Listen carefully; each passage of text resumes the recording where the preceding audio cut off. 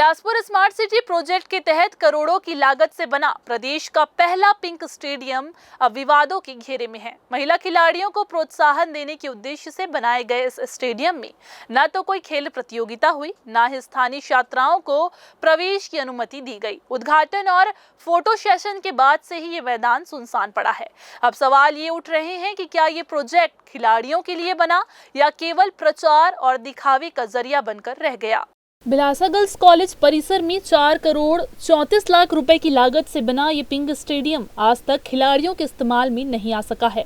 2.25 एकड़ जमीन में athletics track, indoor badminton, basketball, kabaddi और वॉलीबॉल जैसे खेलों की सुविधाएं मौजूद है, लेकिन छात्राओं के लिए मैदान के दरवाजे अब तक बंद हैं। सुविधाएं पूरी है मगर उपयोग शून्य है।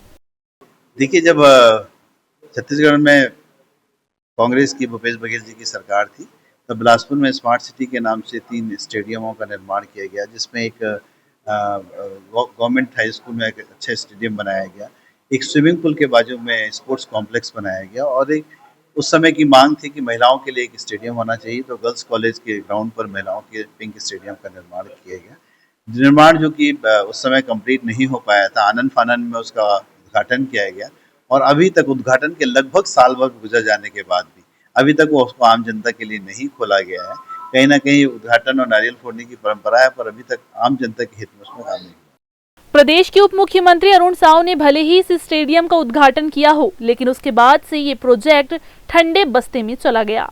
ना ही कोई प्रशिक्षण हुआ, ना कोई टूर्नामेंट आयोजित किया गया। आपको बता दें, लोकल खिलाड़ियों को वहां खेलने की इजाजत तक नहीं दी गई, जिससे स्टेडियम की उपयोगिता पर गंभीर सवाल खड़े हो गए हैं। सुसज्जित बना हुआ स्टेडियम पिछले 1 साल लगभग होने जा रहे हैं, उसका उद्घाटन हुए, उस पर आज तक किसी भी प्रकार की कोई भी गतिविधियों का प्रारंभ न होना इस बात का संकेत है कि जो प्रशासनिक विकास है ना, अनचाहा विकास, क्या पब्लिक चाहती है कुछ और हो कुछ ना, उसका सबसे बड़ा परिणाम है। यदि हम देखेंगे कि 1 साल हो गए और आज महिला हो या पुरुष हो खेल के मैदान के अभाव में इधर उधर भटक रहे, इतना सुंदर, इतना व्यवस्थित और अच्छा यदि स्टेडियम बना है तो महिलाओं के लिए कम से कम खोला जाना चाहिए, क्योंकि उसके ठीक बाजू में गर्ल्स महाविद्यालय है और उसके बाजू में स्कूल कॉलेज भी है। तो उसके बावजूद इसको नहीं खोले जाना, ये संदेह देता है कि क्या सिर्फ खाना पूर्ति के लिए, स्मार्ट सिटी के प्रोजेक्ट को बताने के लिए, उसको खर्च करने के लिए इसको कर दिया गया है क्या?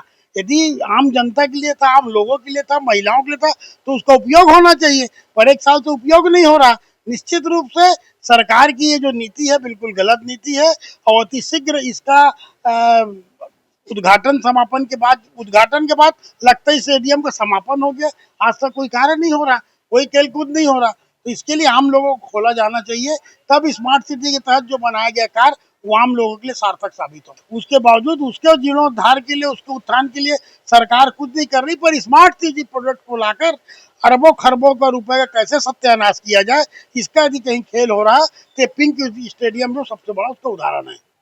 स्टेडियम की हालत दिन ब दिन खराब होती जा रही है। रनिंग ट्रैक में दरारें पड़ गई है, बारिश में किनारों पर पानी भर जाता है और अब तक बिजली कनेक्शन तक उपलब्ध नहीं है।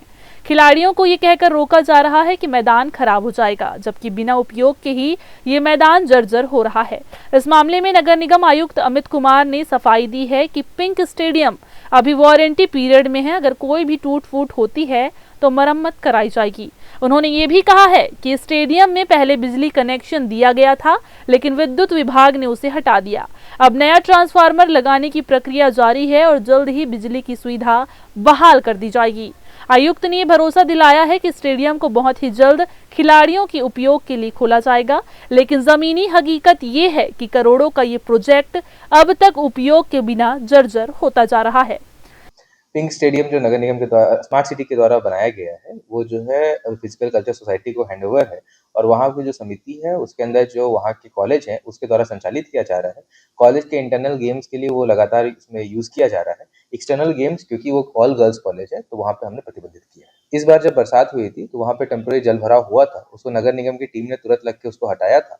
अभी जो रनिंग ट्रैक है वो ओएनएम पीरियड में है और उसको उसी से ठीक भी करवा दिया जाए। बिजली कनेक्शन वहाँ पर शुरू में था, उसको क्योंकि ट्रांसफार्मर का वहाँ पे लोड कम हो गया था, तो नया ट्रांसफार्मर लगने के लिए टेम्पररी कनेक्शन को कट किया गया है। ट्रांसफार्मर की स्वीकृति हो गई है, ट्रांसफार्मर लग रहा है और 1 सप्ताह के अंदर वो ट्रांसफार्मर लग के नवीन उसमें बिजली कनेक्शन भी हो जाएगा। कैमरामैन राहुल ठाकुर के साथ पिंटू दुबे की रिपोर्ट।